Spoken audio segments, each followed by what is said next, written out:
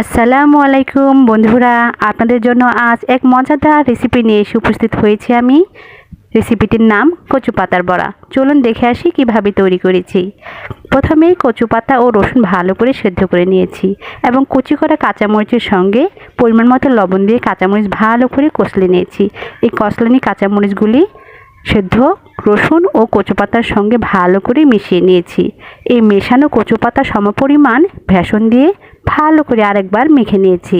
এই মাখানো মেশানো কচু পাতা যেভাবে আমরা ডালের বড়া তেলে ভেজে ভেজে তুলি সেভাবে ভেজে নিলেই হয়ে যাবে সহজ পদ্ধতিতে খুব মজাদার কচু পাতার বড়া।